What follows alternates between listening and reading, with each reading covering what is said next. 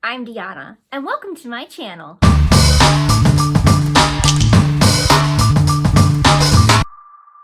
So every day is special, but today is especially special because today I'm going to be making my second doll in my tarot card series, the Empress. As you may recall, the first doll I did for the series was the Tower card, and I asked you guys to help me pick my next doll from the 3 cards I drew at the end of that video. These were the Empress, Hermit, and the Queen of Wands. So yeah, that's what we're going to be doing today, and I'm really excited because I've been waiting a long time to actually post this video. I had to wait a long time to get an international custom order for this doll sent to me, but as you'll see later, it was totally worth the wait, and I'm very excited to finally be able to post this video for you guys. Before we get into it, I just wanted to say thank you so much to all my viewers. This is literally the 6th doll that I've ever made, and I just wanted to say that all of your support and feedback and tips and suggestions and comments have been so amazing and have helped me grow so much. You guys have made the process of learning doll painting so overwhelmingly cool and positive, and I just wanted to say to everyone who has watched, liked, commented on my videos, subscribed to my channel, thank you so much. And now, if I may, I'd like to further express my gratitude through song by singing an a cappella version of Wind Beneath My Wings. Did you ever know? Instead of that, how about I talk a bit about the Empress card? Looking at the card, we see a beautiful royal woman sitting on a throne in nature. And this is because the Empress is the embodiment of nature. She represents Mother Nature in her dominion over growing things, and she also represents Aphrodite in the way that she symbolizes beauty, love, and fertility. And she also represents the opposite of death, as she is often seen as a maternal, nurturing figure who symbolizes creation. One aspect of the Empress that I'm especially drawn to is the idea that she not only holds power over life, but she also holds power over ideas and concepts born from the heart. She sows the seeds of ideas into the unconscious, lets them germinate, and when the ideas are ready to be received, she helps them fully grow and be harvested. As an artist, I love the idea of all these little idea seedlings hanging out in my subconscious until I'm finally able to be receptive to them and tend to their growth. There's so much we could talk about when it comes to the Empress card, but I think it's time to get started on our doll. For our powerful, gorgeous, sophisticated Earth Mother Empress, I'm using one of my favorite monster high dolls, who happens to have the best name of all time, Honey Swamp. Honey has such a sweet but self-assured face, and she almost looks like she has a special twinkle in her eye. I think she perfectly embodies the powerful traits that the Empress represents. Honey is a swamp monster, and she has these vines crawling up her body. I think this works well with the whole Earth Mother theme, so for her transformation, I'm going to keep the vines and change her skin color from green to rich browns. Before we can start her royal makeover, I have to first prep her face and hair, which I will do using my trusted hot water method to detach her head from her body. After letting her soak for a bit, I'm going to start detaching her head from her body. And now I'm squirting hot water everywhere out of one of her earring holes. If you're going to try this method, remember, hot water is hot, so please be careful.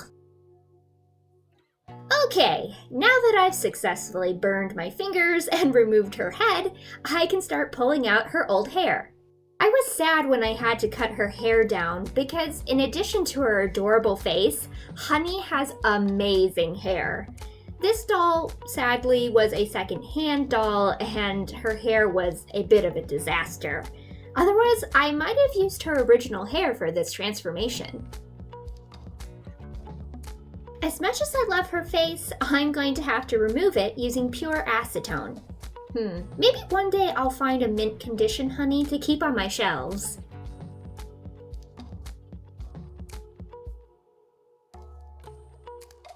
Now that Honey's head has been popped off, we can start the next phase, the repaint. For her undertones, I'm using a gold paint, which I'm hoping will glow through her base skin tone after I apply it. And speaking of base skin tone, I usually use soft pastels for this step. This time, I don't have the right shade of burnt umber that I'd like to use, but no worries though. I'll just mix the base skin tone using acrylic paints.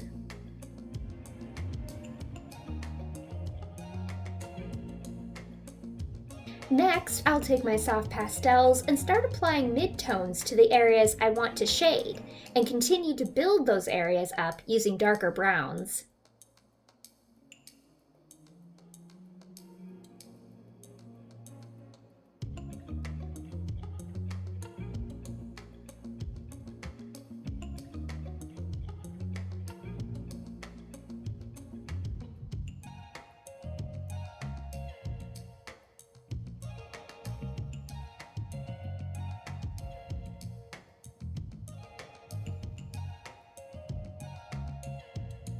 Her body repaint wouldn't be complete without the blushing step. So here I'm adding red to areas of the body that show red tones the most. When I do this step, I always start with the knees. I don't know why, but it's my favorite part of the body to blush.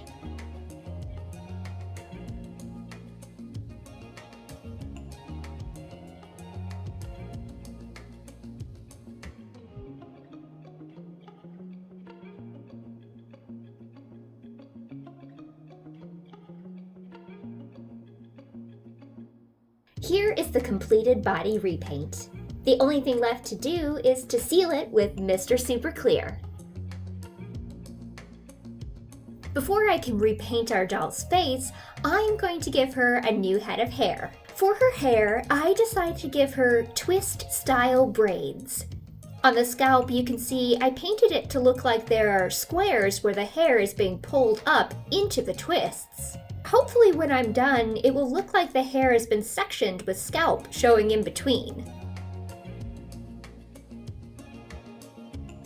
For the actual rerouting, I'm using my reroute tool, which has a needle with a little prong at the top.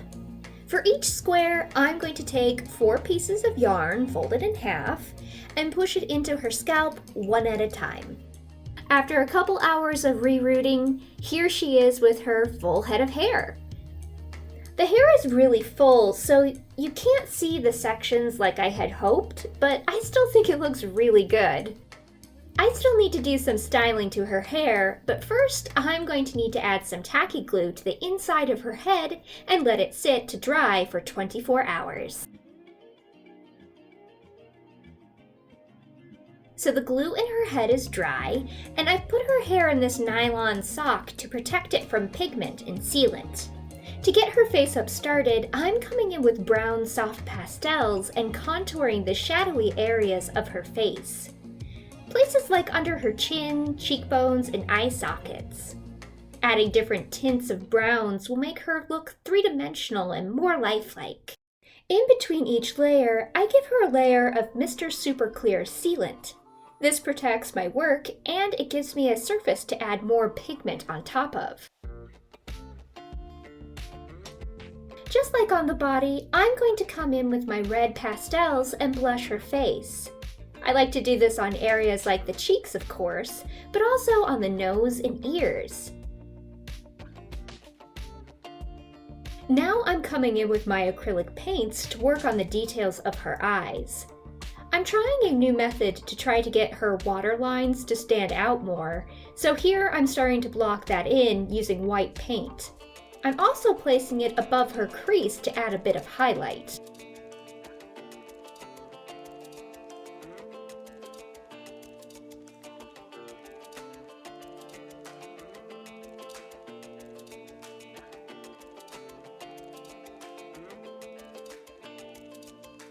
Off camera, I started to darken her irises and pupils.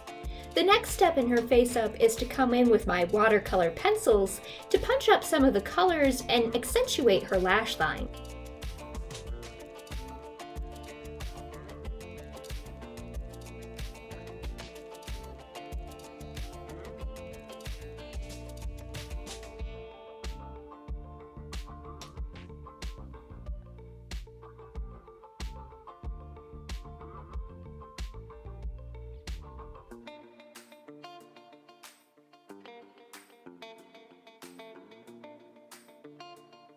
Next is one of my favorite bits, drawing in the eyebrow hair. It's just one of those things I find oddly satisfying. Her face-up is coming together, but I still want to give her some last touches.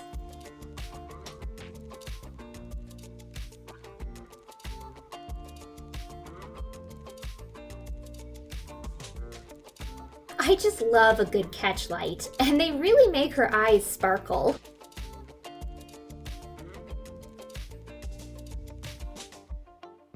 Now we're going to work on one of the key elements of my Empress, her throne. On the card, you can see that she sits upon a throne with plush pillows. But for my Empress, I want her throne to connect her to that earth goddess icon that's so important to the card. She literally is the embodiment of growth in the natural world, so I decided to sculpt a throne that would look like it was an actual living tree. To start, I made a base for the clay out of balsa wood and other wooden dowels. I used this monster high chair as a base for my measurements. I'm going to cover the throne in sculpey clay, which means that it will need to be baked in the oven. Obviously, I don't want the wood base to catch on fire in the oven, so after doing some research, I coated all the wood in liquid sculpey as a protective sealant. I'm going to sculpt and bake the back of the throne separately from the rest of the chair to prevent shrinkage in the clay. And using this paper template I traced from the chair, I'm going to roll out the clay and cut it to fit the back. Using a variety of sculpting tools, the next step is to draw in some barky details.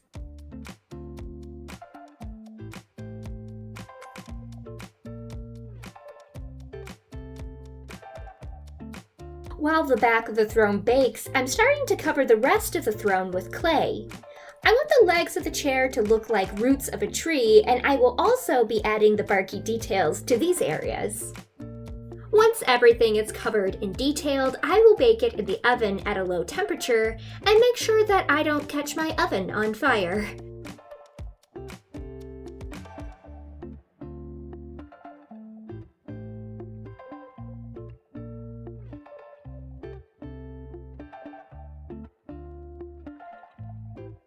And as you can see, the baking process was a success. I love it when my house doesn't catch on fire. Off camera, I attached the back of the throne to the chair and gave it a brown base coat using acrylic paint. Now's the fun part, painting the chair with different colors to make it look like a real tree.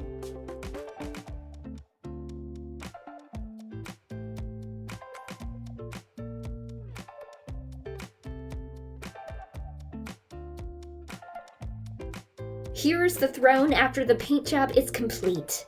I think it turned out pretty good, and it's definitely reading as a tree to me. But there is one more detail that I want to add. I found this dried moss online, and I just had to add this as a last little touch to my tree throne.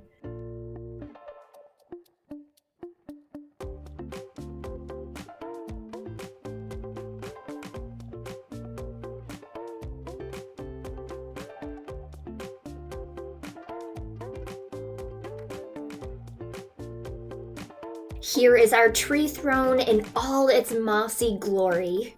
For her cushion, I gave her a nice pile of moss to sit on, which seemed like her style. At the base of her throne, you can see there is a heart-shaped shield with the symbol of Venus on it. This represents protection from the Greek goddess of love and fertility, Aphrodite. I made the base of my shield using a heart-shaped mold and colored resin.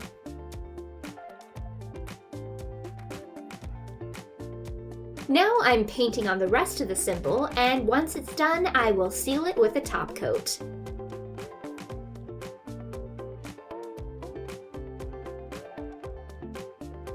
Now that the shield is done, I'm gluing it to the back leg of the throne to mimic its placement on the card.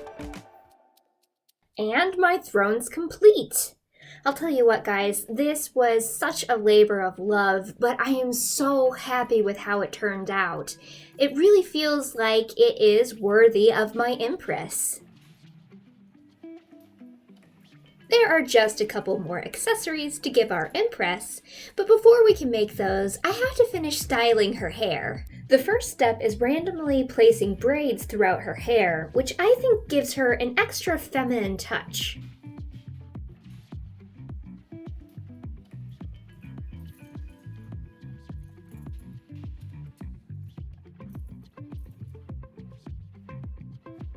Next, I'm taking some of the front pieces of her hair and securing them to the back of her head.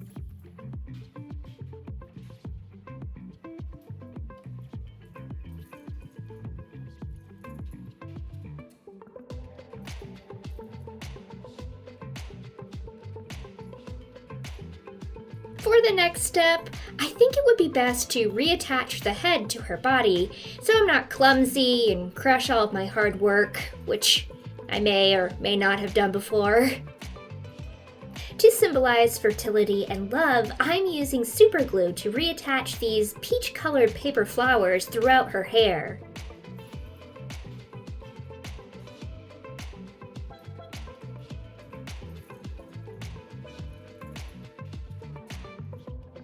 To top her hair off, I'm adding this crown of stars.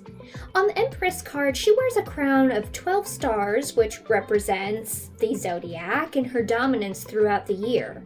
For my crown, I've used another mold and added 12 nail-charmed stars to the resin.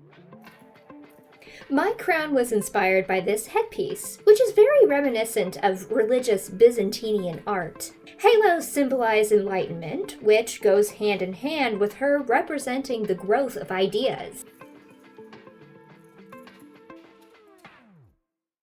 Our doll has her throne and crown, and all that's missing is her gown. I made this gown for her, and for something I've made, it shows a lot of improvement.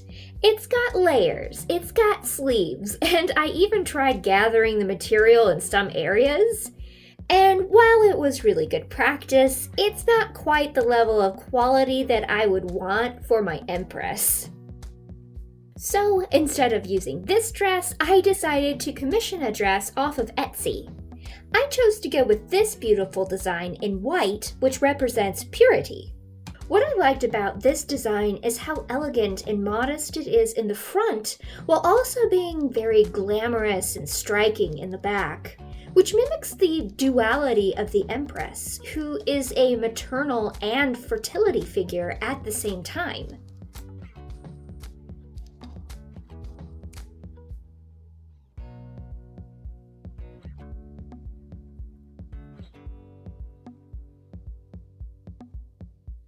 Now it's time to place her on her throne.